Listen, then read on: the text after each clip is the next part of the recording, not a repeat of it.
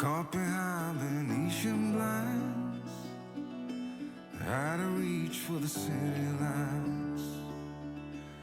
This ain't where I belong. Hey, look at me, man, what I've become. Welcome back. So we've got a new toy to unbox, and yes, I know that most people have got a Starlink. However, it's something that I've been looking at for a while, as we pay an absolute fortune for campsite Wi-Fi, which, face it, it never works. And we've also got a Huawei router in here, and that is absolutely useless. Seems to work better abroad than it does over here, but again, it's useless. So I've decided to give it a go. So let's unbox it and see what we've got. So we've gone for the Mini, the Starlink Mini. It has come in the world's biggest box, so I'm hoping I've ordered the right one. So let's get unboxing and see what's in here.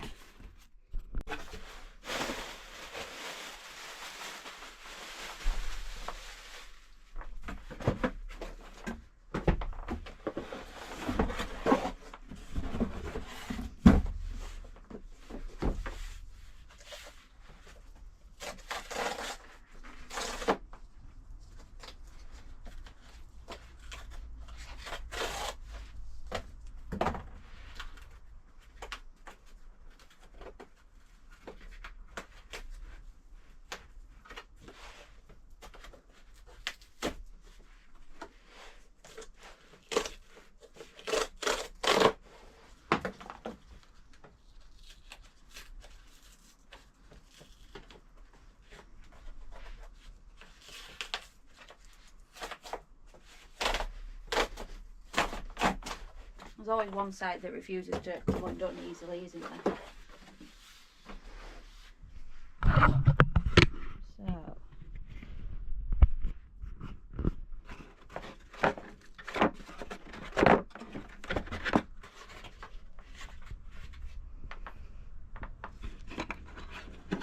So that's the actual Starlink itself.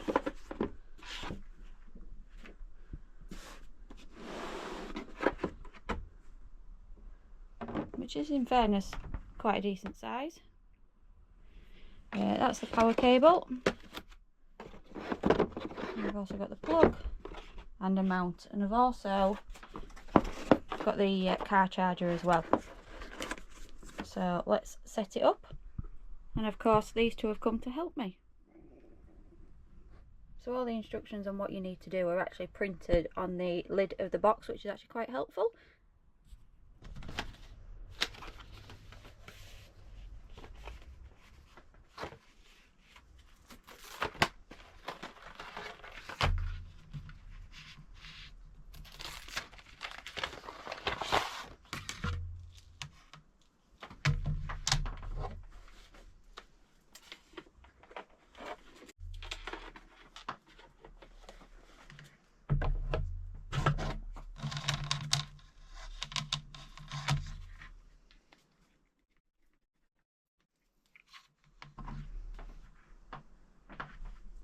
So we need to scan the QR code and then find a clear view of the sky. So we'll go pop it outside the skylight and see what happens.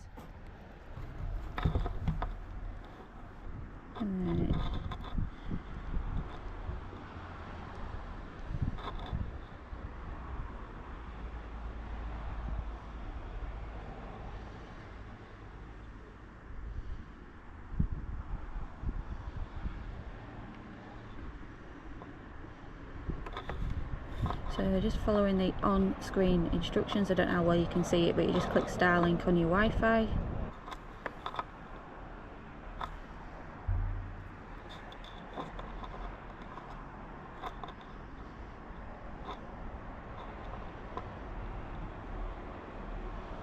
So we are paired.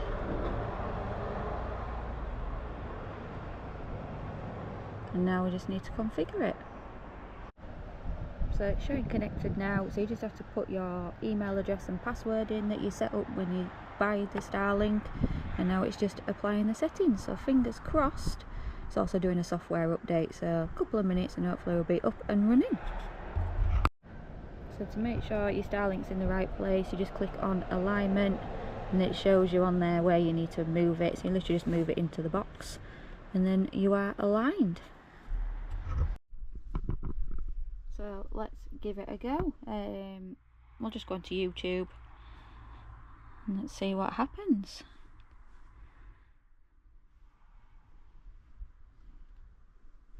I'll just pick a video.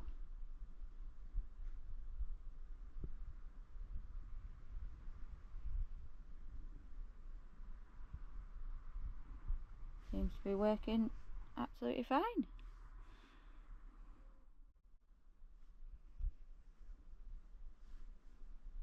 Skip through nice and quickly. So give that one. Back to home. Try another one. Seems very, very quick. So I'm impressed with that so far.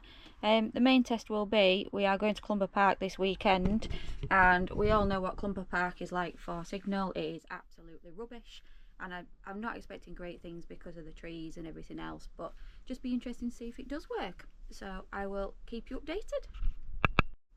So I'll also show you the car adapter.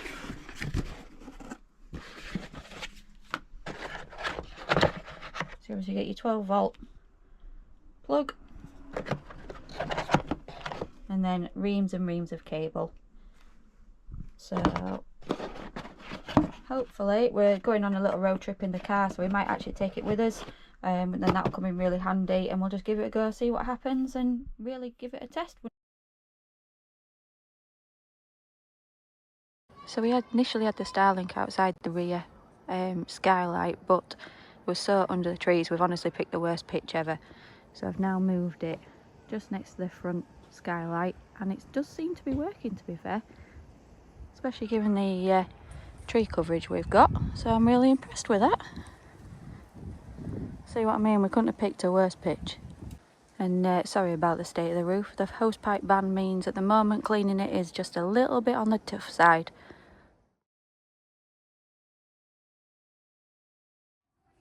And as you can see, we're watching YouTube quite happily and no buffering, and it's working really well.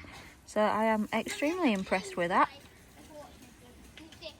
As I mentioned, we're going on a road trip in the car and we're going to take Starlink with us and just see how we get on. So I bought a silicone case from Amazon, and it comes with these sunroof suckers, and you literally just screw it in. So we've got the cable just there ready to move across to it, and we've managed to wire that down the pillar, down behind the seat, and then we've tucked it down under the seat. You can see it, and then it just pops out into the armrest just there into the 12 volt socket. And that's what we wanted, really. Wanted it all away so you can't trip over it, it's not going to get in the way, and we're not going to cause any damage, more importantly. So we will see how we get on. We've had Starlink on the roof since we left home, and we've been using it through Belgium, Luxembourg, Germany and France, and had great signal throughout, and even in the Black Forest. The sunroof mount has also worked perfectly. I think we'll probably use that in the motorhome until we decide whether or not we're going to get it permanently fitted to the roof. Our friends are in the car behind us, and they've also been connected to it and using it and had great signal. So should you get one? Yes, subject to your circumstances. If you're internet hungry like us. So previously we've used our phones abroad for the internet, but limited by the fair usage policy by some networks, and we also have a router in the motorhome, but again our SIM is limited and we struggle to get decent signal, to be fair. We do use campsite Wi-Fi, but you generally have to pay for it, or it's restricted to the number of devices you can use, and the signal is pretty patchy. So over the last month or so we've been using Starlink, and it has completely eliminated those problems. They're currently down to £189 to buy, but you do need to choose the correct monthly package for you. We're on the Robe package, which is £50 a month, and it gives you 50 gig a month, which we've used all of that while we've been away. Now we're home, we're going to pause that service, and then we'll just reactivate it as and when we need it. You can put it onto the standby service, which I think is about £4.50 a month, and it'll just sit at that until you reactivate it again. So for us it has been an absolute game changer, and we would definitely highly recommend it. So thanks for watching, I hope you found that video useful, and we will see you on the next one.